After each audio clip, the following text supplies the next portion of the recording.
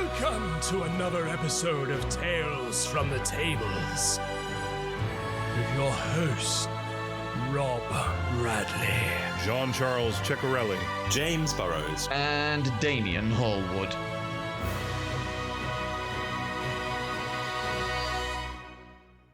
Hello, and welcome to episode 26 of Tales from the Tables. Yeah, 26. 26. That's wild. Yeah. Next crazy, week right? will be the date 6 of my months, right? birthday, 27th. Oh, wow, okay. Yeah. Do you guys have lucky numbers? Yeah, 4. 13. 13? Oh, really? 22 for some reason. Oh, nice. Any history Rob? behind 28. I was just about to ask you guys Oh, if you guys had any history with your numbers, but basically I was at a casino in Las Vegas about 10 years ago. Yeah, 10 years ago. And it was in the middle of the day. I started playing some roulette and I was just like putting like, $1 on. It was like $1 table or whatever, not really sort of thinking about what I was doing. And the croupier literally just leaned over to me and went, "Put it on black 28." Ooh. Like that. And I was like, okay. Yes, So like, sir. I moved all my chips to black 28 and it came in. And he just looked at me and went like this. Like, Whoa. nodded his head and grinned. And I was like, how the fucking hell did he know that? Is it rigged? I was like, is it rigged? Like, how the hell Rob, did he know that? I don't think that was the croupier. I think that was the devil in disguise right there. And he was just like, come stay in sold Vegas a sold while, the Robert. soul, yeah. So Rob doesn't have a soul anymore. Right. So win for that win. Yeah. Yeah, right. We actually, the same day, well, excuse me, the same day, in fact, when we were there, we were just leaving. It was Labor Day weekend. And we were just leaving to go back to LA. And it was during the day, it was about 3:00 in the afternoon. And we started playing blackjack. And my mate had like $100 left in his pocket. We started playing blackjack. And he's like a really good blackjack player. Mm-hmm. And he just kept winning and winning and winning. And before we know it, that $100 became $1,000. Then it became $2,000. Then it became $5,000. And the croupier called over to guest relations, and the guest relations came over to us and was like, "Gentlemen, what are your plans for the rest of of your time here in Vegas?" And we were like, "Oh, we're actually getting the car out from the valet, and we're going to be driving home back to LA." And he was like, "Look," he's like, "we're at the Bellagio," and he was like, "Look, Oh, wow. how about this? How about we give you guys a suite for tonight? We'll get you a table set up at the club, and we'll get you a driver to take you everywhere you like, all over Vegas, if you just stay with us for one more night. Our pleasure." The reason they did it was because every time we kept winning, we were like going, "Yeah, woo, woo!" And the croupier said to us, was like, she was like going, be louder. So we were like, okay. So as we were being louder, people will come into the tables. Yeah. Yeah, of course. And they started inspired playing, by your success. and they were like, "You guys are the kind of guys we like, so here's a free fucking night." Nice. Our suite was amazing. We had two hot Good tubs in it. God. We had 2 hot tubs, and that $5,000 got spent in their club. Well, Of yeah, course, that's of course. another Because reason. they gave how us that they gave us a works. table. We got champagne. We got the whole Yep. fucking works. Who got sent up to your girls room, Rob? came That's the real over. question. Yeah. Yeah, loads of girls came over. That all happened. Yeah, that all happened. My God. Yeah, I was a single man back then. It was fun. It's just Yeah. it's It's such great. it's such a intricate system. I'm not even dissing it right now. Although as much as I would like to, as like the starving artist, but it works so well. They know every screw to twist. They are like, oh yeah. Oh yeah. We'll set you up with all these amenities. It basically costs us nothing, but here's what it will like. Here's the stuff you can buy, and then there you go. Your $5,000. Yeah, right. Boom. Yeah, we literally gave it back to them. Yep. We won it, House and then we always gave it wins. back. We gave it back. Like Unbelievable. clever motherfuckers. Clever girl. Yeah. Oh, really cool. Hey, Vegas is very topical right now, obviously. Oh yeah, sure, yeah, right, yeah. Yeah. The Yeah. 49ers won, right? Didn't they? No. Yeah, sure. No, the Chiefs Kansas won. City. Yeah, Kansas City, that's right. Kansas City. They Yeah. actually. So again, we talked about this last week. I'm not that much of a football fan, but it was a very good game. It got electric towards the last bit for sure. It did, yeah. Yeah, it was interesting and fun to watch, and I found myself invested, mostly because one of my good players is a big Kansas City fan, so I was rooting for them just so I wouldn't have a pissy player the following week, Fair and that enough. they would show up and not be mopey. So I was like, "Yeah, come on, make him happy," and people were like, "Woo!" It was a bunch of actors watching football, so take it with a grain of salt. Did you ever used to get hassle from the coach to play because obviously you're quite a big guy? Yeah, I did actually, and I was in marching band. We did a lot of performances at the field and stuff. And I was back then I was big and like in relatively good shape, and so yeah, a few times people would come and be like, "Yo, you ever think about playing football?" And I was like, "Yes, sure. I would love to." That's the one where I get a bat. Right? And they're like, okay, yeah, let's move on to the next guy. That's how I got them to stay away. Yeah, that's cool. fair. No, yeah, it was good. Yeah, kept me awake till 4 a.m. watching it. So, yeah. God, right? Yeah, very good. Sorry, Yeah, it went into overtime. So yeah, it did. That's when it got good. Was during the overtime. Yeah. It's when Kansas City woke up and they're like, oh yeah, we do have an offense. We can do this. It's a miracle I didn't run into like a food coma before then, because I actually went and watched it with a load of my D&D players. Nice. So we're at one of their houses, and yeah, just had like a feast of ribs and wings and. Oh, you had a better classic. one than I did. Yeah, it was. We had a great time, but it was mostly snacks, and someone brought a veggie platter that I think went real bad, real fast, so the room stank quite badly, and we were like, oh boy, all right, let's seal it up. So some carrot sticks and cucumber sticks. That I did actually eat quite a lot of, because I am a sucker for crunchy vegetable sticks. Nice, good to know. Now you guys know how to get to James's heart. Crunchy vegetable sticks. Yeah. You want advantage on your next inspiration roll at Roll Dark Fest, or your next. Oh yeah, if you're at my table at Roll Dark Fest, you want to bring crunchy vegetable sticks for me. Perfect. Brilliant. I'll take any Speaking of Roll Dark Fest, I'm just going to move my camera a second. Look what I've got. Oh, the Jenga Tower of Doom. Oh no, that's massive. Look how Vigo's looking at it. Vigo the carpet is like, yes, Robert. He's infusing. Remove the block now, Robert. That's what you want to do. Oh God, it's take huge. It down. Is that as big as it looks? Is that like half the size of your shelf? I'll go and stand next to it 1 second. Oh boy, looks to be about 3 feet tall. I know it's on the desk, but yeah, it looks. Yeah, it's about Robert's. Oh my God, he's okay. Listeners, he's standing next to it right now. It is half Robert's height. That's crazy. Yeah. Oh man, from the waist to the head. I was going to get 2 of them and just stack them up, but I thought, actually, that's probably a bit overkill. I thought you were going to bring it over to the camera, and I was like, don't do it. Yeah, right. I think it's a bit too... I mean, it's great. It's a good size, but I think if I went any bigger than this, bearing in mind it will still get bigger because people will remove blocks and put them on the top. Put it on top, yeah. So it will actually get... I think it gets to about 5 foot tall. Do we need a step ladder? Might do, yeah. Because I was thinking about a couple of the team players I'm going to have there, and I'm like, a couple it's of them not it's not gonna be on this table here. I'll have it on like a smaller table. Yeah. Helmets too, maybe. Yeah, right. Seriously. Yeah. Riot shields prevent the fall of the blocks. I might have to put in a disclaimer when just saying, like, if you decide to remove a block from the Jenga tower, you do so at your own risk. That's actually probably a good idea. Yeah, I'll put in a disclaimer because like if it does, because they are heavy, they're pretty heavy blocks. I mean, they're hefty. Imagine if it fell now. Oh jeez, it's like a brick. Yeah. Good God. Yeah. It's pretty big. Nice. So yeah, I'm trying to think of ways to make it James more is like dangerous. Salivating over it. It was 70 quid on Amazon. Gosh.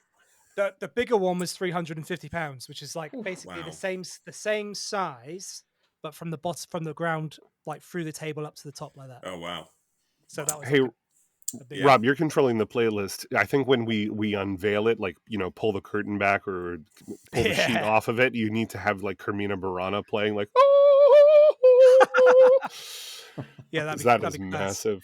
Although the guy that was doing the music at the last one, the son of the owner of the venue, is now doing his pilot's training, and the father's taken over, and he's been asking me some really, really like the sort of questions that you're like, you don't quite understand what it is we're doing. Oh, fun. So basically I said to him, I was like, can we just have exactly what we had last time, please? Just exactly what we had last time. Right. That's all we need.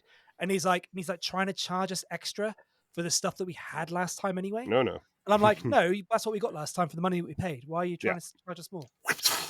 Like, whip him back into place. Fucking fuckers. No. Hope he doesn't listen to the podcast. I hope it doesn't listen to the podcast. Maybe he's like, I should listen to the podcast and figure out what they're actually about and what they're doing, and he tunes into this episode. This is the one that he chooses, right. Yeah. Oh gosh. Yeah, let's not name his name, John from the medieval whore. Let's not say his name. Sorry. Whoops. Hey ho. Well, anyway, so what news have we got this week, Damien? I understand there's quite a bit, isn't there? Yeah, so it's humbling to learn, speaking of people who are clearly listening to the podcast, clearly Wizards of the Coast are listening to our podcast. Hi, Wizards. Hi, Jeremy. Sorry about everything I said last time. Yeah, well, right. It seems that you lit a fire under them, JC, because your comment on us having no roadmap for 2024 for Dungeons and Dragons has prompted them within days of our podcast coming out to release a roadmap for what's happening with Dungeons and Dragons in 2024. Freaking za! Finally, good. Also, by the way, Wizards of the Coast, you need to hire John Charles Ceccarelli. Okay, he runs great games. You can't really continue without him. Make sure he does D&D in a castle, all that jazz. I'll plug Roll Dark while we're doing it. Don't worry, guys. Sure. Just putting it out there. You never know. Where can we find the roadmap, Damien? They actually sent it out on an email, but I am looking at the EN World article, which has it all spread out for convenience. Nice. And I'll go through it step by step. But like a Barovian secret, I'm going to bury this lead for a couple of seconds and just mention a couple of other things very quickly before, because I imagine we're going to dive pretty deep into this, because it's everything that we talked about last week with actual dates. So really quick, I'm just going to shout out a couple of releases. I would be remiss for not mentioning that Modifius are releasing a short tactical campaign for Star Trek Adventures based on the Federation Klingon War, which takes place beginning first season of Discovery, that era. So all of the artwork and races and things is based around that. So that would be a really, even if you don't particularly like Discovery or the way Discovery was sort of written, or because it was quite dark, wasn't it? It was quite a bleak show in comparison to other Star Trek. The idea of the Klingon Federation War, irrespective of that telling of it, is a really rich thing to examine. A lot of popular Star Trek sees the Klingon and Federation as allies, apart from that brief stint in DS9 where they got mad. But this could be a really rich playground, and the idea of a war setting, the war map of the galaxy as we know it, with all the Klingon symbols all over it and Federation symbols all over it, could be a really rich playground for doing a nice tactical war space battle campaign. So that sounds really cool, actually. Yeah, really cool setting to go with. It's nice to have the option to do something like that rather than stick to something that is the same as everything else. It's nice to have the option to, if you really want to do a tactical sort of war campaign set in the Star Trek world, to have a book that sort of guides you through it and gives you a setting. It's quite cool. You're absolutely right, yeah. I'm actually I've never seen Discovery, but I'm looking at the poster now and I'm like, wait, that's Anthony Rapp. Wait a second, that's Michelle Yeoh. Wait a second, that's Isaac. Oh god, I'm blanking on the name right now, but he played so many good villain roles. No, Jason Isaacs in it. Yeah, as well? Jason Isaacs. Yeah. He is superb in it too. That's a stacked cast for this. Wow. It is. I really like Discovery. I know that it's not sort of as traditional Star Trek as other seasons are, but I did really like it, and I think it's the problem I've had with old Star Trek is that for whatever reason I missed it when I was really young, so it all looks horribly dated to me, and just now going back to it, I struggle because I don't, and it's weird because I don't struggle with like watching the never-ending story now and things like that, where it is dated, but I have that nostalgia for it, and that carries me Yeah. through it. The problem is I don't have that for Star Trek, so watching the original series, especially, and even to a certain extent, Next Generation. Yeah, TNG. I struggle with Early that. TNG. What about the Yeah. movies? What about the movies? Also the same. Because I've first Contact's fucking excellent. It is an amazing film. That's one of my favorite films. It's like up there in my top 10. Is I that don't know if a this is another fucking podcast. First love Contact? Is that an OG or a TNG? Next Generation. It's when Is it a it's TNG? when the Borg. Borg when the Borg invade Earth. It's fucking Oh, cool. sick. It's so sick. And they have to travel back in time to like when what's his chops? The dude Stefan Cochrane, yeah, who basically founded warp drive capability, made first nice. contact with the Vulcans. And he traveled back to like basically make that happen. So that in order to save the whole of Earth. It's really Is this the one? really well, good. okay, I guess spoilers for a movie that came out in '96, but this is the one where Picard gets turned into one of the Borgs. No, That was in the show. That was actually yeah. in the show. Oh, that was in the show. Locutus. Oh, Locutus. damn. He's called, isn't he? Yeah, Locutus. Yeah. Honestly, I have so much catching up reference, to do. That's reference. It's kind of like the sequel to that episode. In a way. Gotcha. In a way. Yeah. Yeah, I have only a fragment of nostalgia for TNG because as I was very young, my dad would watch reruns, which is hilarious because my dad doesn't like anything fantasy or sci-fi. He's a very practical, grounded person. So it goes to show how important and how awesome this show was that he would watch reruns of it when I was maybe 5 or 6, and it was the first thing I ever learned to monologue was the intro. Space, the final frontier. Like I was 5 years old, like reciting that, and they were so proud of me. And so I have that working on my side, but I've always intended to go back and really watch it cover to cover. Really, if you watch them now as an adult, and if you approach it with like a philosophical, political, and cultural sort of standpoint, you'll be surprised at how insightful it is. Like there's so many philosophical like because obviously with Star Trek, the whole purpose of them is to be explorers, and they're exploring the galaxy. And as they do that, they interact with different races. But you've obviously got that rule, the Prime Directive, where they can't interact with any species that haven't developed warp capability, because they feel that they wouldn't they're not ready to have that kind of relationship. And it's interesting because when you think about it, it's like there's every episode they have, there's always something going on within a culture they have to sort of try and organize, but they can't get too involved in it. They have to stand out from an outside perspective. You've also got Q, who's an incredibly interesting character. Q. Yeah, he's a brilliant character. I've watched everything with Q in it just because I love how chaotic and low-key he is, basically. He's like the when he comes into their world, he's like the inevitability of chaos. Yeah. He's in episode 1 of TNG. Yeah. If you watch it to be entertained, you might not be entertained. If you watch it to try and like understand a bit more about humanity, you'll probably come away with it like, wow, that was really interesting. Yeah. You know? Yeah. You are right, and it is to kind of float it back to James's point about playing a war campaign in Star Trek. There are both camps, right? The majority of people fell in love with Star Trek for that reason: the philosophy and the politics and the sort of hard science fiction and the utopia of it all.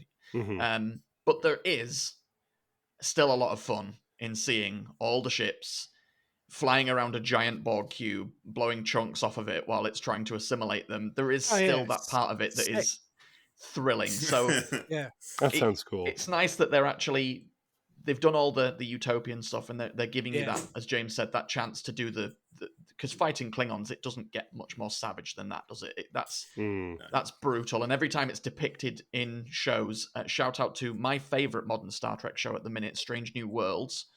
That looks really good. Just from what I've seen of it, it's really good.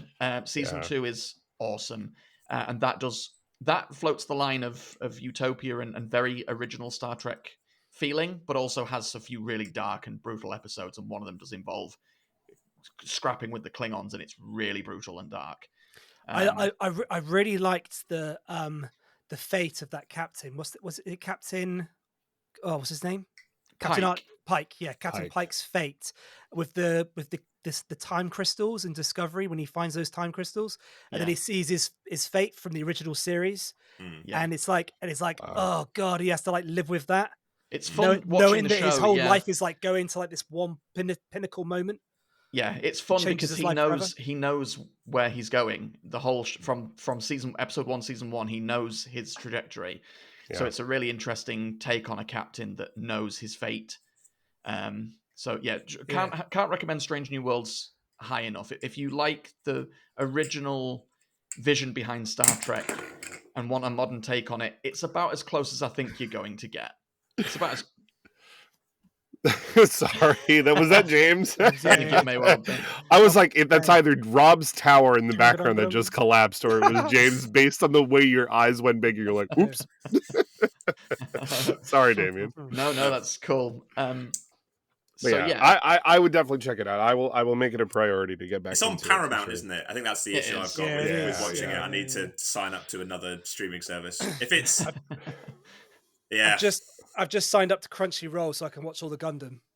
yeah. Oh, fair enough. nice, nice. Yeah, Actually, I'm halfway through the original series, which that's is actually like weirdly ironic. I just really signed up for dated. Crunchyroll to watch a show that one of my teen players requested a birthday game based on an anime that came out Cool. recently. So I was watching a few episodes on Crunchyroll because I just signed up for it. So interesting, weird. But anyway, sorry to deviate so much from the news. See No, what that's happens when you cool. mention Star Trek. Yeah, you see, yeah. So yeah, really cool news on that. Right, we'll get into D&D. One more story here that's worth bringing up before we hit the timeline of 2024.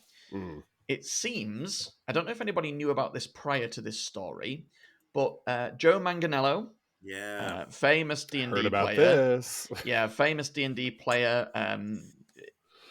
famous in the D&D world. He appeared in Critical Role as Archon. His character can be found within one of the adventure modules as well. He crops up somewhere. Also famed for Deadshot and in movies like Magic Mike. So he's a big, good-looking, muscular guy, but he runs, from what I understand, the most famous D&D group in the world. So big D&D guy. He was trying to get a TV show off the ground based on the Dragonlance setting. yes, and that's right. It seems like that has gone away. It seems like that has failed. Yeah. Which is really sad news. news. Reading the interview, I read it on comicbook.com. Reading the interview with him, it seems like there was some really positive waves and feedback coming at him about his script. Yeah. Producers really enjoying his pilot and really enjoying the show. But the reason that it fell through, that he cites, is that the property of Dragonlance because it didn't sell very well, is not one that Wizards of the Coast are interested in exploring anymore. It seems that the Dragonlance setting and all of the associated board games and books and material they released for that setting didn't sell very well. And so they've decided to focus elsewhere. They haven't said where. And also, I mean, I don't know much about producing TV shows, but if the show was good, like no one, actually no, that's not necessarily true. But there's plenty of series where the D&D property as a whole is what I think people would probably see if they put out one D&D TV show and it happened to be set in Dragonlance. People would watch it because they'd be like, "Oh, yeah, it's D&D." Yeah, they wouldn't if they're basing it off books sold, then surely, you go Curse of Strahd first. I imagine if you're just basing it solely off like modules sold or popular modules or settings, and that's not got any dragons in it. No, there's no dragons in it, and there's like a handful of dungeons. It's not like, and the setting isn't your typical like if you've never played D&D before, your immediate thoughts are a fantasy realm, medieval, that kind of place, like setting like where The Witcher is or whatever, that kind of high fantasy world. That's your go-to. So if you started watching Dungeons & Dragons TV show and it was like Curse of Strahd, you'd be like, what the fuck is this? There's vampires and there's this fog and I think exactly. If they wanted to do something a la The Witcher and sort of very similar to that, it would probably be quite a good setting to use Barovia. But it's not dungeons or dragonsy, really. No, stop. Which is weird to say, as what a crazy popular module it is, It's and how good it is. It's counts and castles. Yeah, more than Counts and Dungeons castles. Dragons. I know, technically, spoilers. There is a dragon sort of involved, and yes, there are dungeons. Technically, James, there's two dragons. If you activate a certain part of one part of the adventure, there's another one. But yeah. Who's that nerd? Who let a nerd into this podcast? sorry. I'll see Wait, myself. get that nerd. Fuck you, nerd. JC, why have you let some nerd talk? I'm so sorry, guys. I'll keep him in check. Get out of here! Yeah, right. We were just talking about the superb owl, and now there's nerds showing up. What? Get out! Get out! Yeah, right. I should point out it doesn't seem like that's the only reason it didn't go ahead, but it was a big part. Another problematic reason, it seems, was Hasbro's sale of E1 Studio. Yeah. Which is another reason that this sort of got shelved. Some of the more interesting parts of the interview for me is hearing Joe talk about some of the attempts he's made to keep it alive, up to and including buying the Dragonlance property. Yeah. Hollywood, man, they have the power. He offered to buy Dragonlance in order to make this happen, which I think is fantastic. So they still own the IP, right? They haven't sold it, because I know that there was that whole battle with the Hickmans, right? Yeah. They're the ones that originated Dragonlance. No, they do. It's a shame too, because I know that a lot of people who are playing through the module are thoroughly enjoying it. The one that came out last year, Shadow of the Dragon Queen. Yeah. So I'm surprised, honestly. I even have it on my shelf. I haven't cracked it yet. So. I think the problem with this, like the sales of it, will probably be if you're in a long-term campaign and you don't want to start a new one, it's not easy to slot into an existing Faerun campaign. It's an entirely different realm, not connected to Faerun anyway. So you can't necessarily run onto it from wherever. Right. Unless you'd have to go through like maybe if you like combine that, a multiverse adventure, and then something Faerun, or Faerun multiverse adventure end up in Dragonlance. But it's a lot of effort to go to make a campaign fit in easily if you're not 100% sort of on board and sold, and that especially everyone's excited about. Exactly. Well, James, that is a beautiful segue. Ooh. A beautiful segue to the roadmap for 2024 and beyond for Dungeons and Dragons, because drumroll please, the first book on our rundown in this year is Vecna, Eve of Ruin. The book that we were all excited about is actually coming out in May. Oh, nice. 21st of May. Do you know what, right? I swear to God, this is so fucked up. This is literally the campaign I've made up for my freaking group. Oh, did you get paid?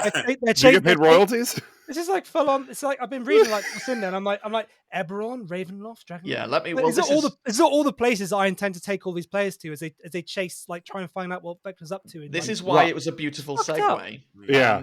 Because let me read you the blurb here. Exactly a high-stakes adventure in which the fate of an entire multiverse hangs in the balance. Oh my god, this sounds so good. The heroes begin in the Forgotten Realms and travel to Planescape, Spelljammer, Eberron, Ravenloft, Dragonlance, and Greyhawk as they race to save existence from obliteration by the notorious Lich Vecna, who is weaving a ritual to eliminate good, obliterate the gods, and subjugate all worlds. Well, he's not really obliterating everything, is he? He's just enslaving it. I swear to God, if these Blackstone pillars that have been showing up in all the adventures aren't being used in this ritual in some way, I am going to be so... You're going to rebel. Yes. And if they're not, they will be now. Guys, it's level 10 to 20. Yeah, yes. cool, It doesn't even start at level 1. Do you realize how many people this is going to make happy? Yeah, right. Tons of people. Oh I'm my god. definitely gonna get it because Yeah. it's literally exactly the same as what I'm already doing. So Oh I'm god. kind of running out of ideas for that one. So I'm I like, am all right, trying not to overhype pop myself, this in it. but even the artwork for the cover looks gorgeous. There's like a Yeah, it's spelljamming great. ship, and you see Raven. Is that Castle That's Ravenloft Castle Ravenloft, yeah, on the because cover? because Hot.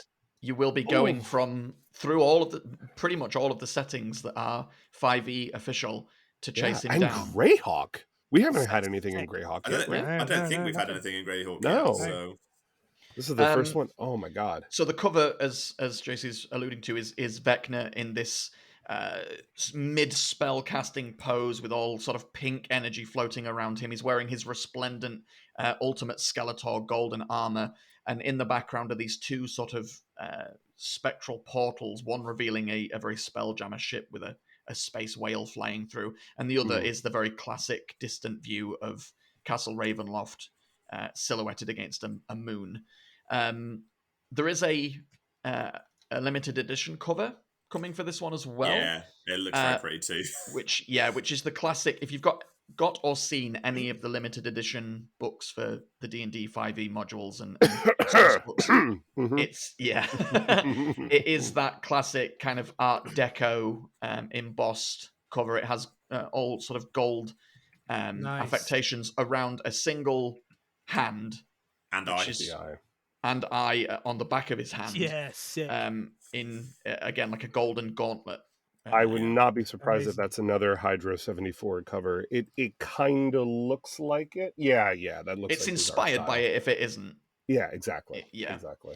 And the back cover has a ring of symbols and sort of runes and things to represent all the different sort of multiverses and places that you. Is that what that is? Ooh, So, I'm gonna try and guess. I can assume so. There's the Baldur's Gate, the very classic Baldur's Gate skull with the blood droplets around it. Right.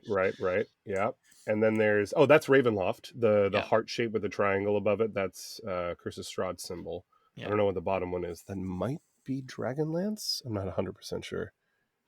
But I guess we'll find out. I hope they don't gloss over like Greyhawk and then we don't have a book for Greyhawk, you know? There's a lot That'd be a shame, wouldn't it? Right. Yeah.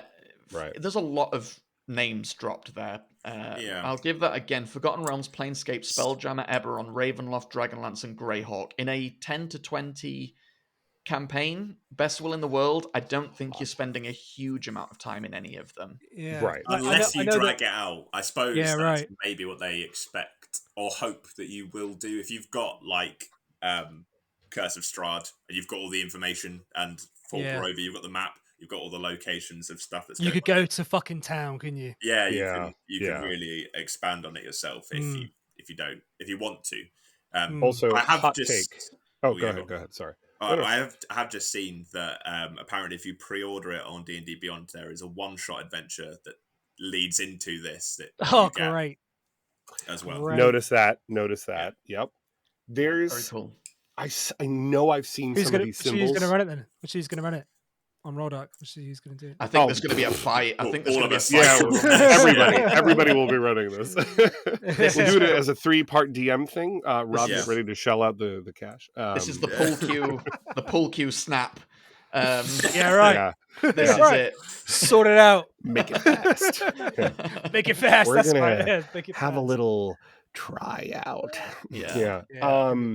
No, I know I've seen some of the symbols on the back of this book, not just the inner 3, but the outer golden ones. For those of you obviously who are just listening in, go and look up the back of the alt cover and help us out. Shout us up on Discord. Let us know where these symbols come from, because I know I've seen a couple of them. The one that kind of looks like a right angle, but with sort of like a large arrow coming out of it, and the other one just next to it. I know I've seen these, and struggling to remember exactly where. There are 7 might of be them. Schools of no, it's not. It's exactly. I was like, it might be Schools of Magic. No, there's only 7. There's 7 of them. One of them kind of looks like the Super Smash Brothers orb, so maybe we're gonna get a Super Smash tie-in. Confirmed. Vecna is a new playable character. Oh my god! Would that annoy you, or would it be press B to activate his final smash disintegration ray? Yeah. That'll be fun. So we do have more than just that book, though. So I'm going to go through these in order. We don't need to spend a huge amount of time on the next one. It's very much a kind of, for those that are interested, we mentioned it previously on a previous episode, the making of the original Dungeons and Dragons, 1970 to 1977. That's coming out in June, and is a book that includes never before seen draft of the original D&D written by Gary Gygax in 73, and a curated collection of published fanzine and magazine articles that contribute to D&D's origin story. Brilliant. So it's yeah, that'd be a great. fun look at history of the game for those that are interested. The cover on that's really nice too. It's kind of a red with gold writing embossed into it. Very pretty looking book, and like it looks the red like it's box. it looks like it's going to be a very thick book, a dense read on the origin of our beloved game. Definitely worth getting if you're sort of thinking about making your own RPG. I know there's a lot of people that are sort of toying with that at the moment, are creating their own stuff, which is awesome. So I think having that in your arsenal just to kind of read through and see I suppose where it all began really. Were the Ian Livingstone books, did they come after D&D or were they before D&D? What, the Choose Your Own Adventure books? Yeah. The Ian Livingstone ones. They were great. I feel like they were later. Oh, wow. Yes. What is it? The Warlock? Firetop Mountain. Warlock of Firetop nice, Mountain. nice. No, that's not a hardcover. Damn. Yeah, man. 25th anniversary edition. That's why. I don't fuck about. So look, we got so you did. Oh, there's loads of different versions of it. Actually. Have they still got the dice at the bottom of the page so you flip through for your dice rolls? Is that a thing? That sounds amazing. They used to do that.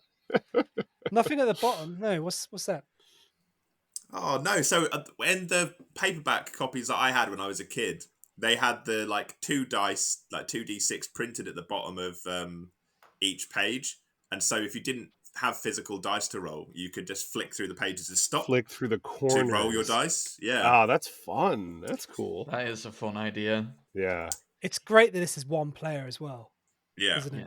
I had there was a box set of 10 that I had. And I don't think I finished a single one. I tried a lot, James. but I never got through. There was always I would go wrong somewhere. I'd forget where that was. Oh, right. And then James, yeah, let's finish this one. Okay, there you go. Let's do it, team. Well, there's Warlock of Firetop Mountain. We'll do it on the podcast. We'll read right through now. Should we do it right now? Let's start right now. Let's fucking get to the news right first. Do the news first. Do the news first, Damien, and then we'll do this. Do the whole book. Why the hell not? Why not? Settle in, folks. Go get a hot beverage. Obviously, we won't go for hours and hours, but maybe I don't know, half an hour. We could do a couple. We could do a couple of encounters. Figure it out. Yeah. See what's what. Turn to page. If you want to go this way or that way, you guys can decide. You can pretend you're a character with a split personality. Consensus, yeah. Yeah. Well, actually, it's not called split personality anymore. It's called something else. Oh, sorry. He's Get back. out of here. He's Get back. out. Shoo. Challenged. Who is this door? Okay, so the next one is Quests from the Infinite Staircase, an adventure anthology for characters of level 1 to 13. This anthology weaves together 6 classic Dungeons & Dragons adventures while updating them for the game's 5th edition. The Infinite Staircase holds doors leading to fantastic realms. It's home to a noble genie, Nafas, who hears wishes made throughout the multiverse and recruits heroes to fulfill them. Release date 16th of July, 2024. Okay. That's interesting. I like the books which come out that have sort of one-shot adventures in them that have a consistent setting. So I wonder how consistent this will be, because I like the Keys from the Golden Vault. That's probably my favourite thing they brought out for 5e, actually. And the one that's set in the school that has essentially lots of little one-shots in. I can't remember what it... Strixhaven. The Strixhaven one, yeah. Whereas the Candlekeep Mysteries, I didn't like as much, because despite the fact they're all set in Candlekeep, it's very disjointed, I feel, to try and run a campaign that goes through all of them. They certainly are one and done's individual. There's no thematic element combining them. This is just sort of like you're wandering around the library, you pull out the wrong book kind of thing. Yeah. When they released this rip stuff out of. Yeah, when they Yeah. released this at PAX, when they revealed this at PAX, I should say, they did say that that was the intention, that it was separate stories that were interwoven because of this genie character. Right. So I'd like to hope it has a more consistent through line akin to Golden Vault. Right. Let's Rather hope so. than Tales 'Cause- from the Yawning Portal or Candlekeep Yeah. Mysteries. Right. Yeah. Because even though Ghost of Golden Saltmarsh. Vault's adventures are very different, you could pick and choose like 5 or 6 to run for a Right. campaign, and it's easy to weave a story through them, like very basically. Just either you are good guys and you are working for the Golden Vault, and so you're given missions, and maybe there's a big bad who's orchestrating sort of all of the negative effects from the different quests, or you are proper evil thieves and you are doing it solely for the gold, but maybe around the half, which is what I did, where around the halfway point you sort of realize, well, maybe all these dangerous magical artifacts we're giving to our patron, they seem to sort of maybe interact in a way that is giving us some pause, and then they do some stuff. And then, well, to be fair, what happened, which was a bit unexpected, is that they decided that actually we're going to keep one of these items, and we're not going to give it in, because our fence said that we didn't need to, and the fence was obviously lying. They did need to, and he was very upset. But he was like, "No, of course, no, it's totally fine." So they ended up secreting it away with some criminal friends of theirs, some NPCs that they had connections to. And then they were all horribly murdered as the item was then retrieved by their fence, and then that spurred them on to sort of turn it around, and came to a head with them confronting their patron. They're Very evil cool. deeds. Yeah. What a great hook as well. What a classic hook. Whichever of those two ways you take, it's a classic hook that everybody can get on board with. I think that's the it's a good job the adventures are good in the book as well and have a good through line. But that hook of interwoven heists is just universally attractive, I think. Yeah. Yeah, for sure. Do you guys ever get on with Acquisitions Incorporated? Nope. I haven't run anything from Acquisitions No, I Incorporated. haven't either, no. I have a bone to pick with that gang. No, I love it. Actually, I attended a few of their live plays, like their in-person for an audience recorded sessions, and they're really funny and really, really good. And I know a lot of my friends are into it, but because the book that released is very based in that, and a lot of people view it as, very selectable material for campaigns, and I don't strictly outlaw it off the bat, I often get people taking things like Jim's magic coin and distort value as the spells that they can bring into campaigns. And I'm like, every time I see it on somebody's sheet, I go, it's appropriate for Ink campaigns. It's not appropriate for Curse of Strahd or something like that, Yeah. But it's fine. Overall, it's also very long and complicated. Like the storylines go back way, way back to like dawn of 5th edition, I think, or even before that. So finally, on our roadmap is the three big ones, the core books. Right. This is where things get interesting, and for me personally, a little frustrating. So the Player's Handbook is first. That is due to release on the 17th of September, 2024. Wow. Okay. And as we've said before, it's as with all of these books, it's bigger. It's stuffed with more than they've ever had before. There's huge amounts of player options going to be in this.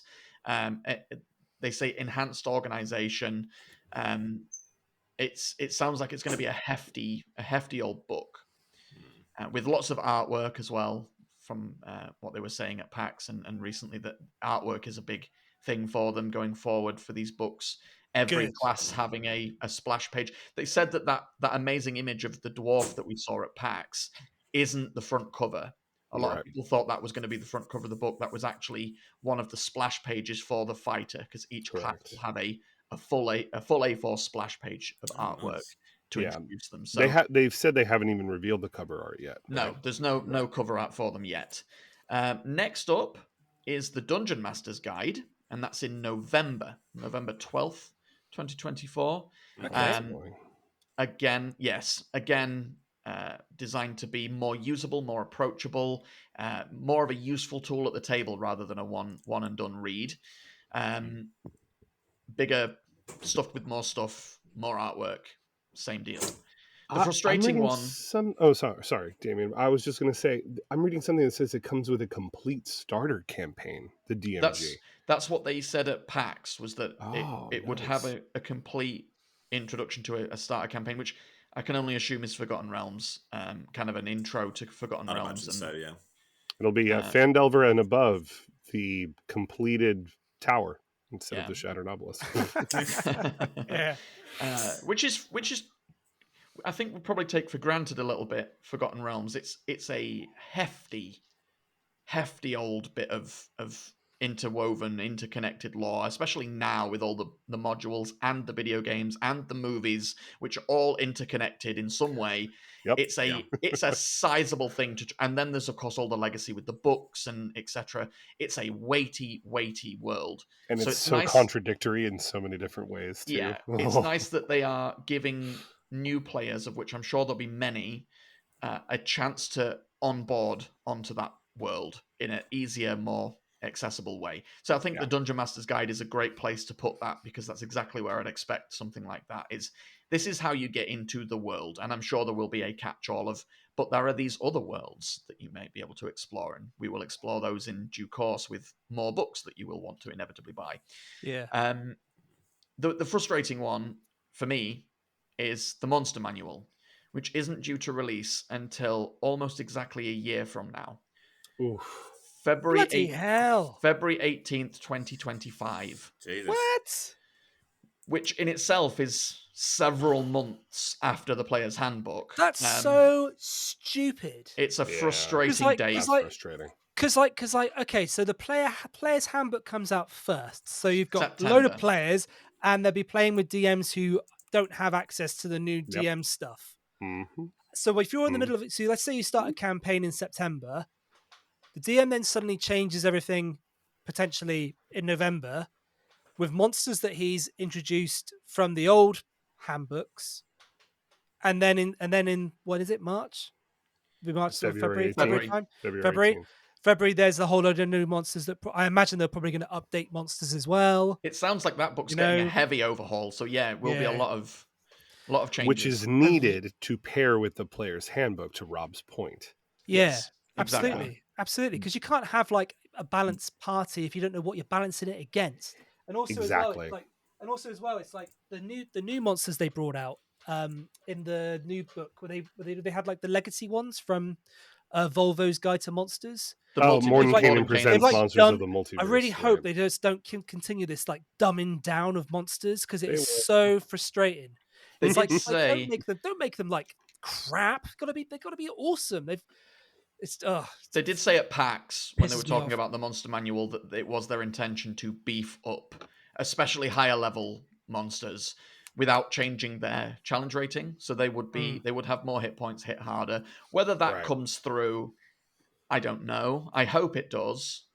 I've got high hopes for this Monster Manual, but the fact that it's coming out so late is, I think that is a mistake. If anything, I would want the Dungeon Master's Guide and the Monster Manual swapped on their release.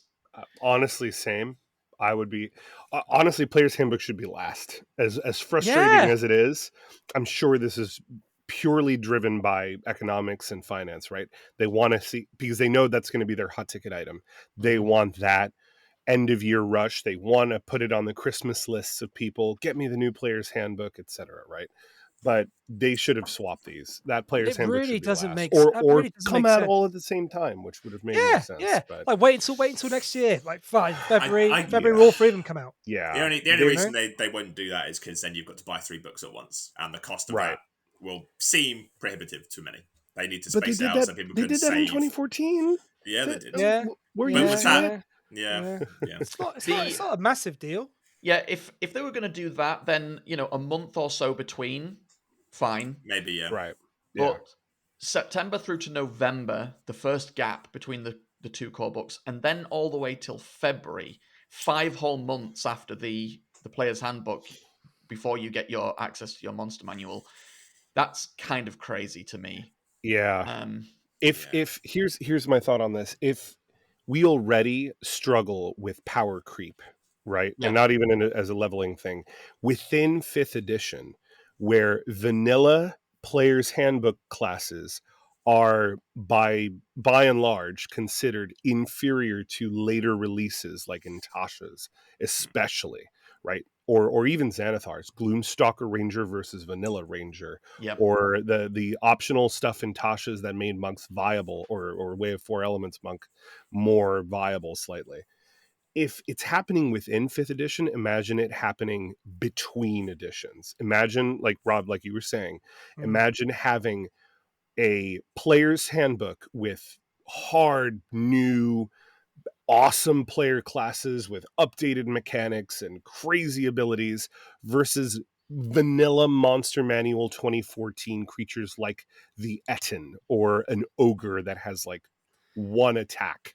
Yeah, this is the thing that annoys. This really annoys me because although obviously you guys are all professional DMs, when you've got a group of kids, one of those kids has to be the DM, Yeah. and they have to go, okay, well, fine, I'm not going to be involved in the adventure as such. I'm just going to make up the adventure. So it has to be great for them. You got to give them something extra and Yep. like give them awesome monsters and stuff like that to make them feel like, yeah, you're really supported in our community as the DM. Good for you. Good for you for being the DM and standing up and going, yeah, do you know what? I'll do it. I'll be the DM. You know, Yeah. and then you have those Right. like to then like dumb it all down for them is Mm, really annoying because a lot of the time, let's be honest, if you've got a group of children or a group of like young adults or whoever, group of adults, in fact, chances are the person that decides to be the DM is probably the person that is really into the details and really into like, like wants to spend their private time or their own like time, like, making a world or studying a monster or figuring Yeah. out like how things work and the mechanics. right. And if they're dumbing Right. this all down for them, that's just gonna stop people wanting to be the DM. They're gonna be like, Yeah. well, I don't want to be the DM because it's just a waste of time. I'd rather be like a really A interesting player. character like these Mhm. guys, you know? I think what will be telling is what the monsters look like in Vecna and True. in Quests for the Infinite Staircase, because presumably they will That'll be already in have line. the design philosophy of the monster manual going forward. So we will at least, I think, get a glimpse into what, especially with a stat block for Vecna, what a mega monster is going to look like. And then presumably in Quest for the Infinite Staircase, there'll be a spread of levels of challenge Well, ratings. Do you in the think they're going to use? Oh, sorry. Go ahead, James. Yeah. well, say in the multiverse book, they've taken that adventure goes to level 20, doesn't it? And they've introduced new monsters into that for it. So I imagine that maybe those are also sort of a similar design philosophy. Vein. Right. Yeah, You know there to what is they a should stat be. block for Vecna already. There There is, is, yeah. yeah. Yeah, I've been I using had it. it up a Using second it. ago. Oh no, there we go. Yeah. It's so. I mean, It's there's a couple of cool so abilities sick. in there. Yeah. Yeah, it's so sick. Challenge The, 26. there's a thing. So I remember when this came out and when they were redesigning. This was a couple of years ago, and it came out sort of during the Wild Beyond the Witchlight era and right afterwards, where they talked to how they were monkeying with spellcasting for enemy spellcasters and Yeah. NPC stat blocks. And I think if this is the direction they're leaning, I'm a little trepidatious about this because I feel like they were like, oh, we want to make options more accessible, or rather, we want to simplify for the DM to run these monsters at their table. So rather than providing a full spell casting list or a handful of different spells, we've taken only a few that they can do at will once per day, 3 times per day, and then given them some basic actions that are effectively like upgraded cantrips. And that's how we're redesigning the spellcasting stat blocks. And any adventure released in the last year and 2 years follows this design. And I don't necessarily think this is a good thing. I think that doesn't give enough credit to the DMs that have been doing this for a while and know how a spell caster works, right? Yeah. Like the idea is not to overload the DM with too many options. I get that, but taking away options doesn't really seem like a good thing either. I'd like Yeah. to have a few different abilities, not just one AoE. Maybe my party is resistant to cold because we're fighting an Icewind Dale. So the Cone of Cold you've given me, rather than the Fireball that it previously had, is not good. I don't know, little things like that. So But also, it especially when you frustrates get me. to like Vecna level stuff as well. Why? If Why? your adventurers are that level to where they're facing something as powerful as Vecna, Vecna should have a ridiculous list of stuff that you can choose from. Yeah. It doesn't make Well, sense that he wouldn't. let's put it in context. I've just out of interest because I'd read it a long while ago, and just a quick heads up: spoilers for Critical Role Campaign 1. Okay. Vecna is the sort of closing battle of Critical Role Campaign Right. 1, Yeah. and you can actually view his stat block as Matt Mercer had it on Crit Roll Stats. And just looking at before we get into his abilities, AC of 23, 5 legendary resistances, 5 legendary actions, and a total hit point of 1,550. Oh God. Now, I will point out that in that battle, which spanned I think 5 or 6 hours, they didn't lose anybody to that. What level were they? They beat that boss. I think I'm trying to. I don't know if they were. I would assume they were 20. I don't know offhand. It's been a long time since I've seen that campaign. Yeah, right. I remember this battle though. Joe was there. If they weren't 20, they were close. And granted, Right. there were a lot of them. You know, they're a big group, Mm. but there's a lot of big groups out there. And so a Yeah. stat block like that didn't bring anybody down and was beaten in the end, albeit not so much through damage, although I do think they got close to getting him down just from sheer hit points. They ended up using the well-established MacGuffin to defeat him, but his stat block is wild for that battle. I'm on the same site now, Damien. 3 9th level spells. Yes. Or spell slots. Oh wow. which I think ended up nearly all getting counterspelled. yeah, right. Yeah, But I this is remember the it. teleport. This is it. He had a group of players who knew what they were doing. They knew their stat blocks. They knew each other's stat blocks. And so he needed a Vecna that was going to be a campaign-ending fight. Spell save DC 26. Yes. Yeah, your standard vector's what, 22? Yeah. The one released through D&D Beyond. Yeah. Good I'm pretty sure it's question. 22. I think it's 22. It sounds about right. And that's like at these 22. levels, that's nothing. That is nothing. AC becomes largely meaningless past level 16 if it's below, or if it's below 20, like 19 and less. Yeah. It becomes so hard to say like, oh yeah, you have a plus 16 bonus to your attack rolls. You're going to hit everything I throw at you unless it's a boss. Yeah. Right. If you haven't whether you've seen campaign 1, you'll probably agree with me. If you haven't seen campaign 1 and don't have necessarily the hundreds of hours to catch up on it, it's at least interesting to watch that finale, because that fight is a thrilling chess game. Beautiful. Yes. A thrilling chess game between one horrendously powerful monster and a bunch of highly experienced players. Really Guys, cool. Looking at the Vecna stat block, the one that D&D Beyond released, in his spellcasting section, I know he has special abilities that don't technically count as spells for the purpose of not counterspelling them. But in his spellcasting section, do you know how many combat damaging spells he has? One. Yeah, lightning bolt. Lightning bolt. An at-will lightning bolt. Everything else is situation. He has dominate monster. These are good spells, right? He's got dominate monster, globe of invulnerability, dimension door, fly, dispel magic, etc. But he has one spell. When is Vecna in your campaigns though going to use mage hand or prestidigitation realistically? Right. And why? Well, you don't even need to list that. I would just like if Vecna wants to create light or sound or a magic hand to move something less than £10. You just do it. Let You him just do do it. it. Yeah. Right. Is the mage hand making up for the fact he doesn't have a hand? See, maybe it was important to listen. Maybe he's just got Yeah, maybe he's just got his hand as a mage hand, and that's like, be- I've just got a Peter hand. Pettigrew with this style, stuff. right? Oh, there Given- it is. Yeah. Given the cover, I assume, because in Critical Role he did have the hand of Vecna. That's part of his stat block.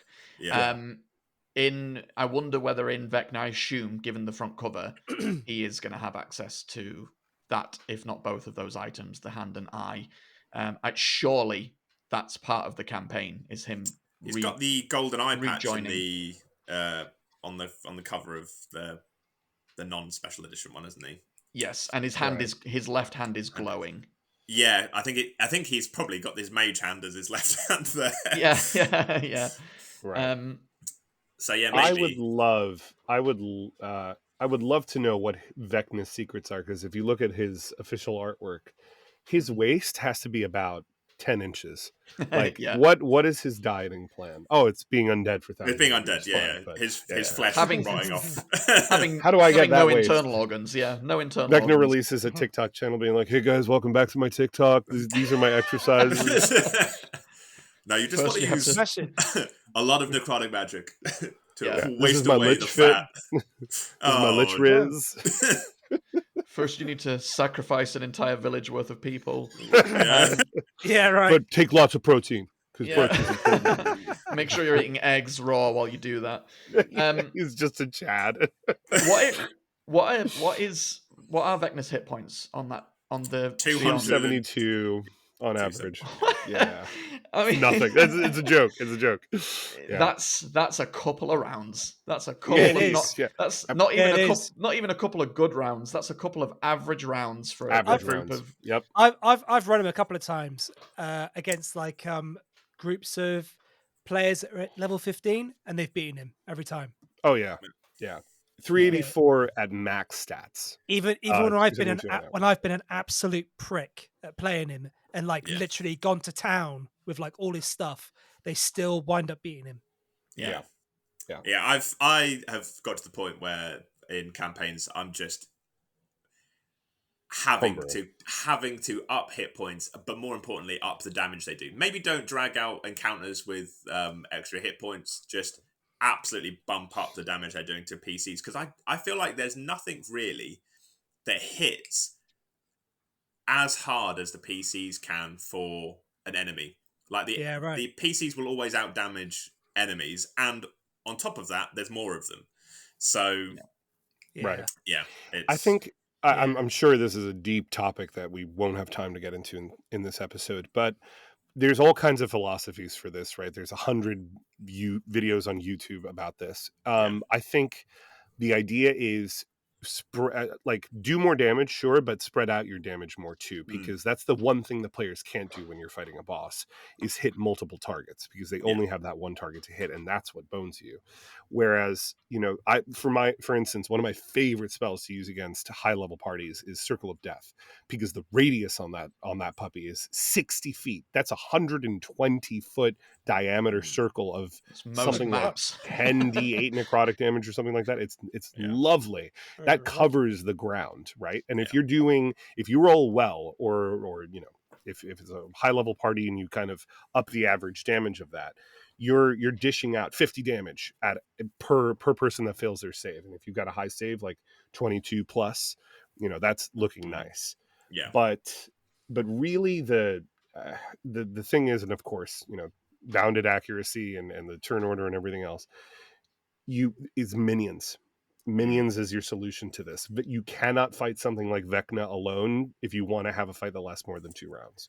You want to give them other targets to hit. He's got Raise Undead. He's a necromancer. He should have minions. Yeah, right. Yeah, especially if he's up against like 5 level freaking 20 characters. Yeah, he'd be like, he's a smart guy, right? He'd be like, well, I'll just raise these guys from the dead. Here we go.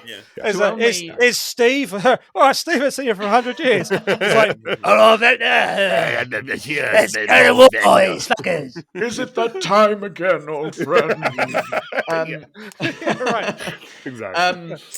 To push back on that ever so slightly, I kind of want to from time to time. I kind of want to put them against one monster that can Sure. just do a lot of stuff. Yes. You referenced a great idea with God of War and the dragon that was using portals to kind of hit Yeah, across the Newfolk. battlefield.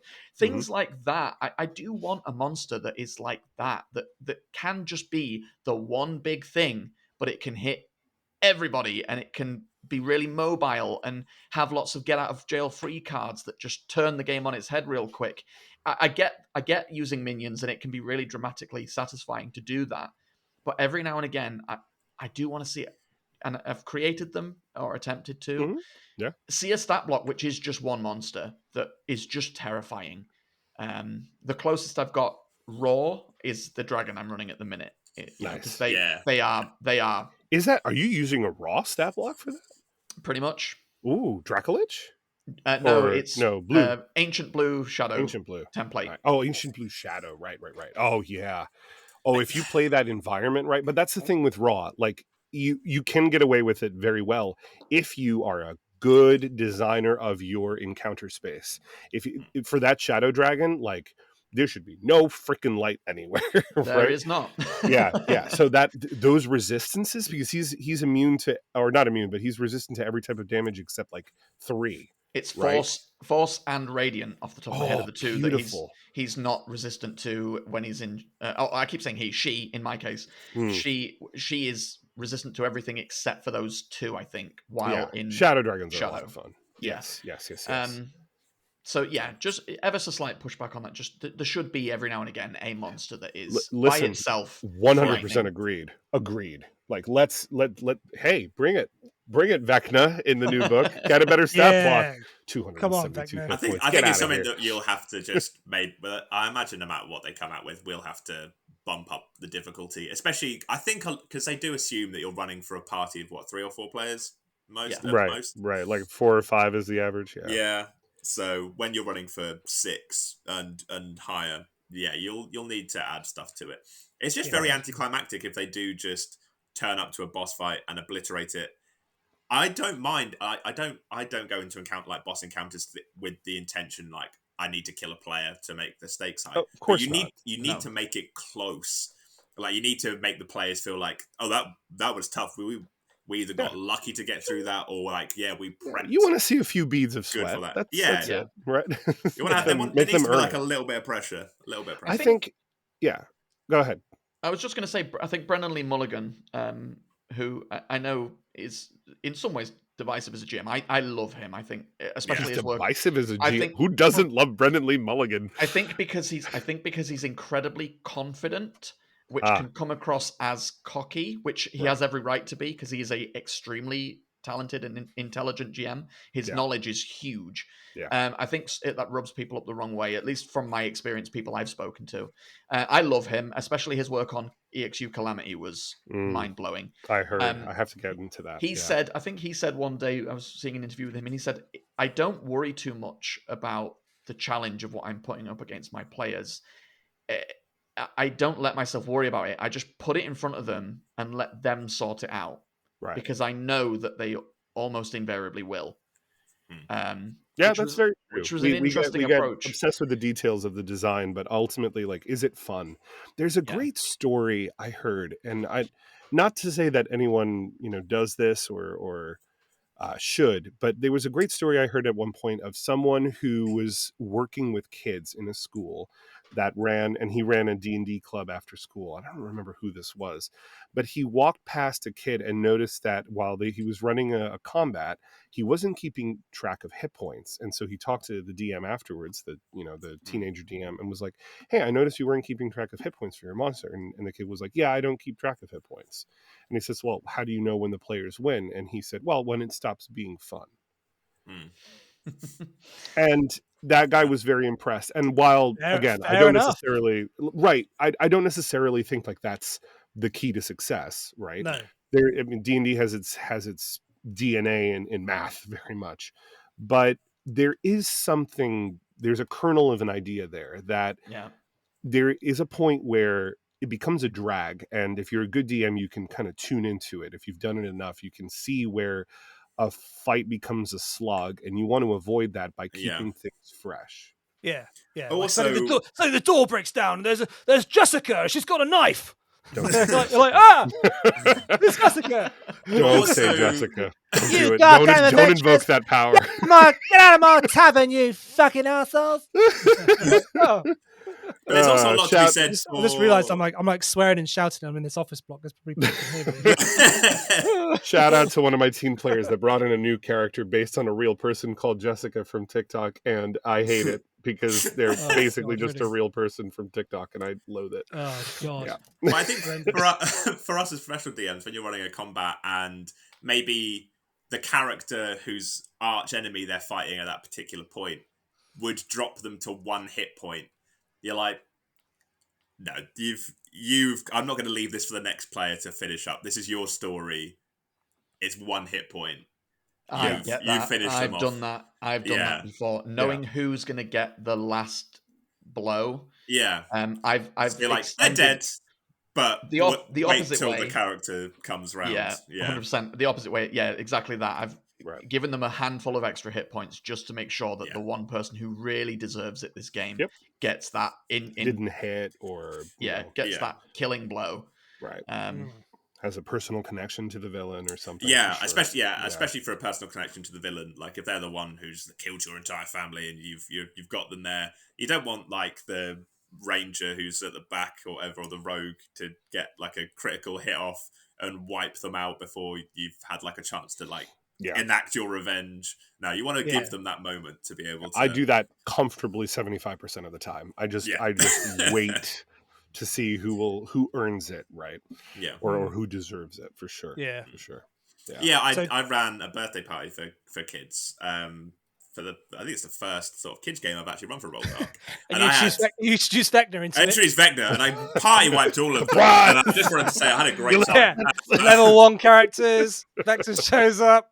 No, but like it was for a birthday party for the kid, and he knocked the final boss down to 1 hit point. So I was like, well, I'm giving this to you, and that's how you do it. That's what you're supposed to do. Oh, imagine being like, so close. Oh, he has 1 hit point left. Sorry. Oh no, action surge for you.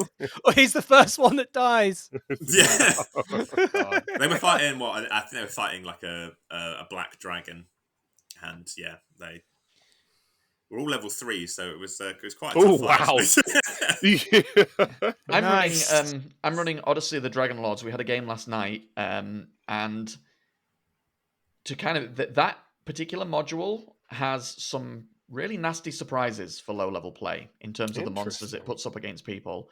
It has. They're running an encounter at the moment, so mild spoilers for the start of the campaign. They've been given, it's very Greek mythology inspired, and they have 3 great labors they have to complete. And they can choose to do those labors in any order. And they've started at level 3 because they wanted to start higher level, but the module starts you at level 1. And according to the leveling profile that it gives you, you don't hit level 3 until you complete one of these labors. So keep that in mind when you hearing the rest of the story, that they won't even necessarily be level 3 when they hit this encounter.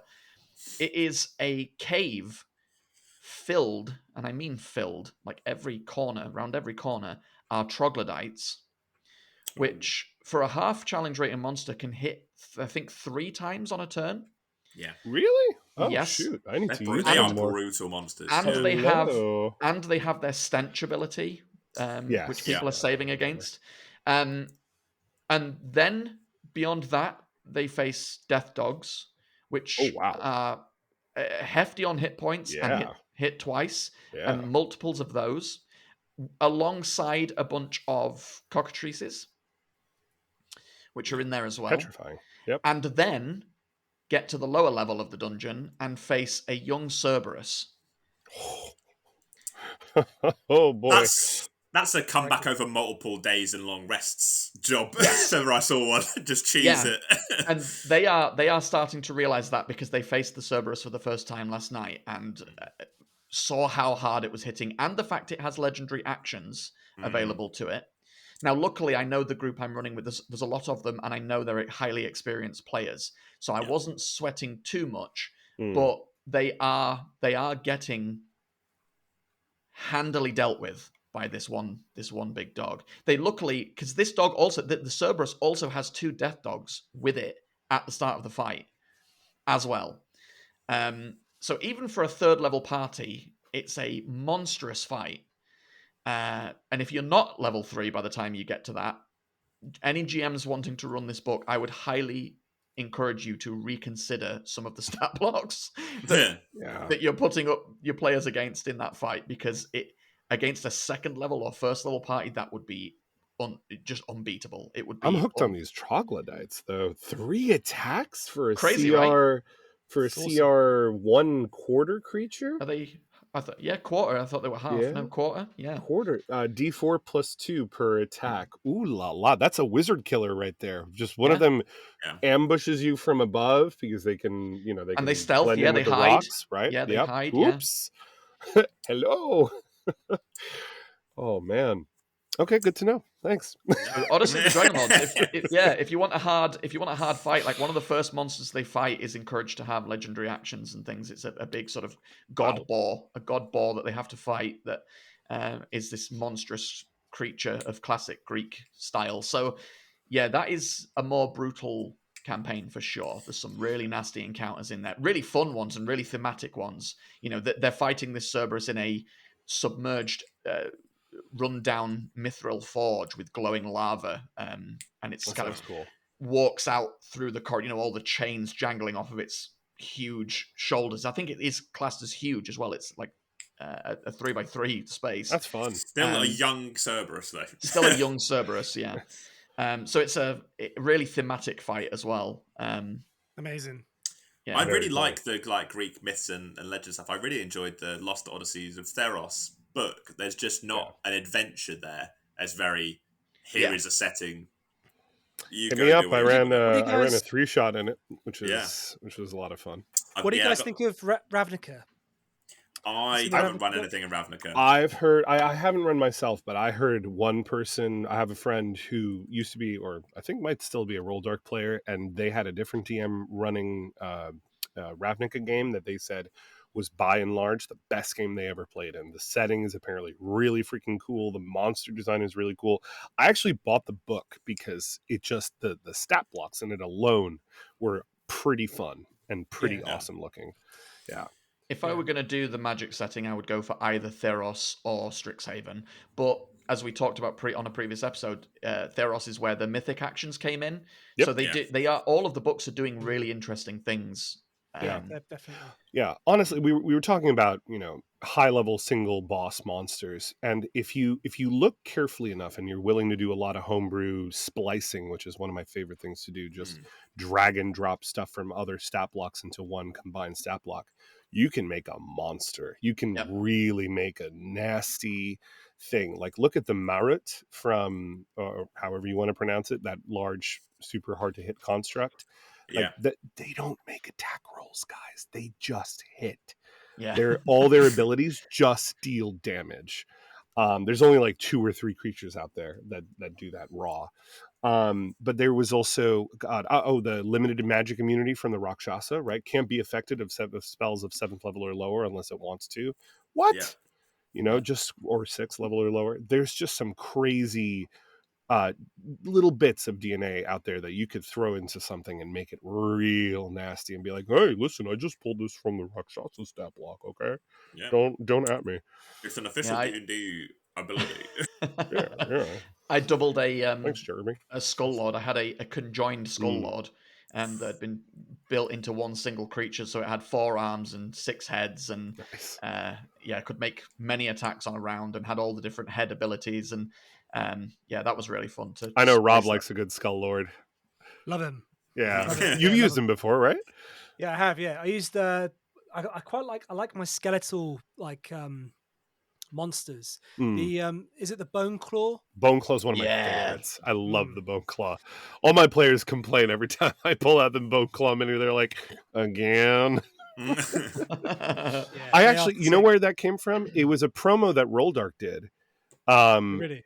way back when, and I forget exactly whose game it was, but they used it was spliced into your edit, Rob, and they had a bone claw, but the token looked like it was emerging from the ground, and it gave me this idea of them just kind of crawling and how creepy that would look with their long bony arms dragging themselves across the area. And I was like, I'm gonna look up that stat block, and sure enough, I was like, oh, these are awesome. They're devastating. They've got some really cool abilities. Teleporting around, carrying people with them, impaling them on the claws and stuff.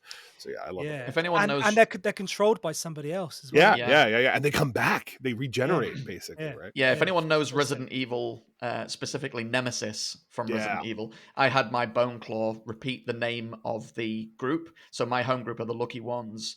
So the Bone Claw would repeatedly say "Lucky, Lucky," and they would hear that. They would hear that coming, just in the same way Nemesis says "Stars" every time he appears. Really frightening. Just from just that alone, it's repeating your name because it wants you and no one else. Yeah, really creep them out.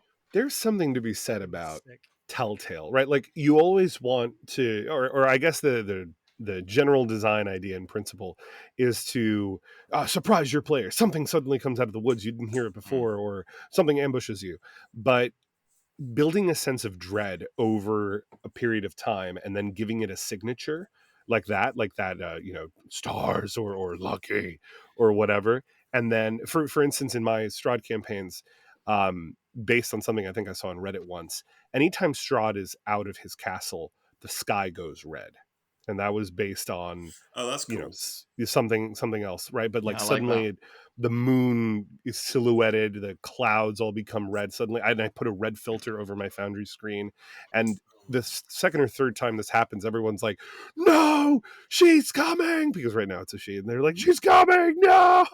Right. What I like about that is that she doesn't, because all that means is she's out of her castle. It doesn't mean she's coming for you. It means she's out of it. So the dread is there, but it doesn't ever always have to involve her appearing. Exactly. Yeah. Which is really That's my cool. next appearance for her. Ooh, spoilers. I've got a Strahd encounter, which is not as cool as that, but there's a little skeletal cart that's pushed around, and it's got a bell on it. And so the first time they encounter it, you hear a little bell coming through the woods, and everyone's really on edge. Then, it's just the skeleton pushing a cart, and you can buy stuff from it. And then the next time, it's eventually the bell's just going, and then eventually it's just Strahd there holding a bell walking through the forest. That's brilliant. I love that. Brilliant. Please tell me your skeletal cart vendor goes, "What are you buying? What are you selling?" No, he's entirely silent. It is an honor system, and he's just got like essentially like a bag of holding at the back. And you put gold in, and you take something out.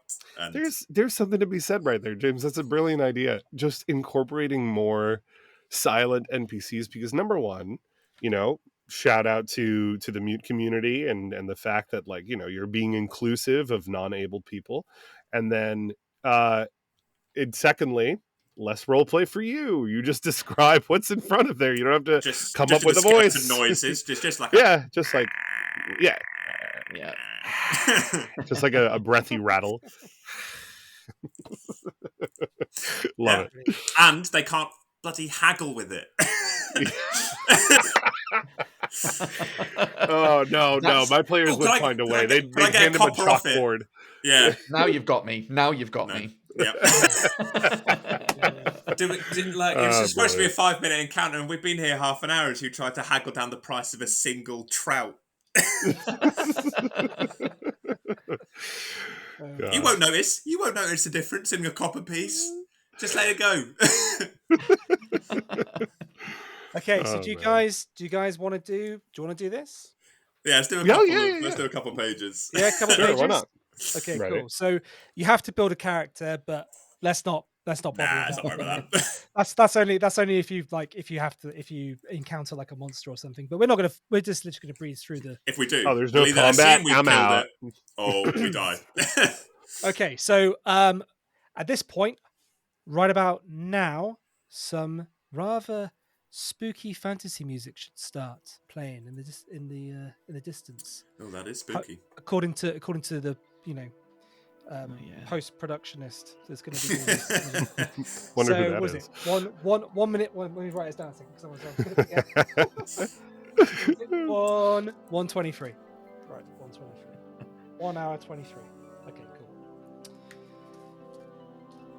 Only a foolhardy adventurer would embark upon such a perilous quest without first finding out as much as possible about the mountain and its treasures. Before your arrival at the foot of Firetop Mountain, you spend several days with the townsfolk of a local village, some 2 days' journey from the base. Being a likeable sort of person, you found it easy to get on with the local peasants. Although they told many stories about the mysterious Warlock sanctuary, you could not feel sure that all, or indeed any, of those were based on fact. The villagers had seen many adventurers pass through on their way to the mountain, but very few ever returned. The journey ahead was no doubt extremely dangerous, that you knew for certain. Of those who returned to the village, none contemplated going back to Firetop Mountain. There seemed to be some truth in the rumour that the Warlock's treasure was stored in a magnificent chest with 2 locks, and the keys to these locks were guarded by various creatures within the dungeons. The Warlock himself was a sorcerer of great power, Vecna. Some described him as old, others as young. Some said his power came from an enchanted deck of cards, others from the silky black gloves that he wore. The entrance to the mountain was guarded by a pack of warty-faced goblins, stupid creatures, fond of food and drink. Towards the inner chambers, the creatures became more fearsome. To reach the inner chambers, you would have to cross a river. The ferry service was regular, but the ferryman enjoyed a good barter, so you should save a gold piece for the trip. The locals also encouraged you to keep a good map of your wardens, for without a map, you would end up hopelessly lost within the mountain. When it finally came to your day of leaving, the whole village turned out to wish you a safe journey. Tears came to their eyes of many of the women, young and old alike. You couldn't help wondering whether they were tears of sorrow shed by eyes which would never see you alive again. Now, turn over. Well done, guys, on not referring to the peasants as peasants. I was going to say, I know. I imagine they appreciated that. That's what I thought. I was like, when was this book written? I think it was in 1970 something. Yeah, I think it was 1970 something. Oh, here's the map at the back. Oh, I didn't realise it was this. Ooh, this. Like a map. As a voice inside cool. JC's head, well done. Okay, so where do we get to? At last, your 2-day hike is over. You unsheath your sword, lay it on the ground, and sigh with relief as you lower yourself down onto the mossy rocks to sit for a moment's rest. You stretch, rub your eyes, and finally look up at Firetop Mountain. The very mountain itself looks menacing. The steep face in front of you looks to have been savaged by the claws of some gargantuan beast. Sharp rocky crags jut out of the unnatural angles. At the top of the mountain you can see the eerie red colouring, probably some strange vegetation, which has given the mountain its name. Perhaps no one will ever know exactly what grows up there, as climbing the peak must surely be impossible. Your quest lies ahead of you. Across the clearing is a dark cave entrance. You pick up your sword, get to your feet, and consider what dangers may lay ahead of you. But with determination, you thrust the sword home into its scabbard and approach the cave. You peer into the gloom to see dark, slimy walls with pools of water on the stone floor in front of you. The air is cold and dank. You light your lantern and step wearily into the blackness. Cobweb brush your face, and you hear the scurrying of tiny feet. Rats, most likely. You set off into the cave. After a few yards, you arrive at a junction. Will you turn west, or will you turn east? So that's the entrance to the cave there in the illustrations. Nice. No, very cool. So where are you going to go, What do you guys? think? East or west? Well, as someone who my players notoriously know, I confuse my east and wests. I will leave this decision up to the other two. My contribution to this, so Damien, you can ultimately decide, but I'm going to pull the sword back out of its scabbard since we're inside, and I'm going to wipe it down because I previously laid it on the dewy grass, which is bad for We don't want to rust it. Yeah, exactly. That's bad for non-stainless steel. So I'm going to dry that out a little bit. Now we're ready to decide. Go ahead, fair Damien. enough. As our obsessive-compulsive companion here deals with his blade, I think that one should always follow their nose. And east smells fantastic to me. Okay, we're going to go east. Yeah, let's go east. Why did you make that sound like the wrong choice, Rob? Yeah. Why is that the wrong choice? You instantly I'm die. obviously reading this as a player. I'm not The DM. end. I'm a player, effectively. As well. So There is some bits of the book that are like that. There was like, do you go east or west? And there's no more information than that. And you go, oh, I go east. And they're like, you fall into a pit trap and you're impaled and you horribly die. Start again. Like, oh, well, okay. 278. Fuck me, I guess. The passageway soon comes to an end at a locked wooden door. You listen at the door, but hear nothing. Will you try to charge the door down? If so, turn to 156. If you would rather turn around and go back to the junction, turn to 92. That feels like a limited option set. Yeah. Hey, limit. Can I try persuading the door? Sure. Can we knock? I'm more than happy to kick the door down or rush at the door. Yeah. I felt good about Damien's decision to go east. So yeah, let's break down the door. Okay. Let's 156 forge our way is. forward. Page 394. Certainly not going to stop you having your fun, my boy. Go ahead. You charge the door with your shoulder. Roll 2 die. And the number rolled is less. If the number rolled is less than or equal to your skill score, you succeed. Turn to 343. Let's assume we've If the succeeded. number rolled is greater than your skill, you rub your bruised shoulder and decide against trying again. Turn to 92 and return to the junction. So what happens? Do we succeed or do we fail? Oh, do I Let's need just- to let's break just- dice out? Let's just roll. Yeah, just roll a d6. If you get above 4 and above, the success. Okay, one second. I'm within reach. And if you roll a 6, you can decide what to do. The sound Okay. of James like going through his stuff to get the dice. Okay, just 1d6, James. 1d6. 5. Cool.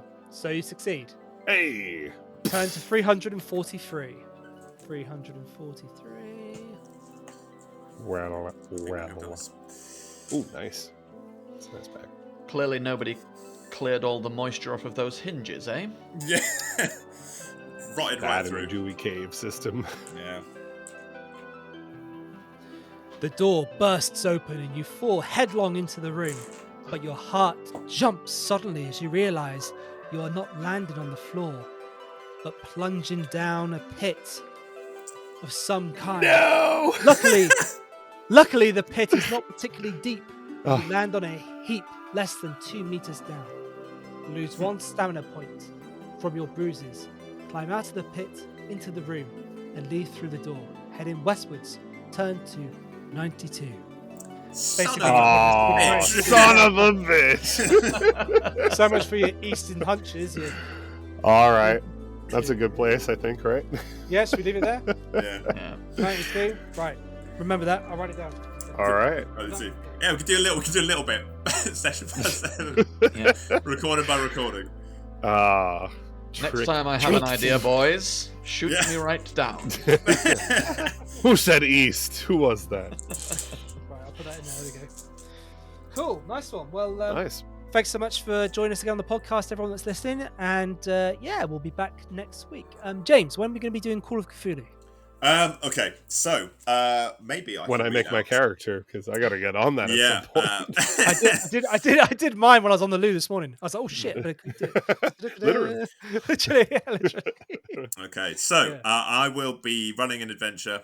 Let's say the week after next, because Okay, I cool. need a bit of time, Yeah, and no worries. Good. I should have time to decide but on a name between now and then, because that's usually I how long it takes me. we can do a tease for it if you want.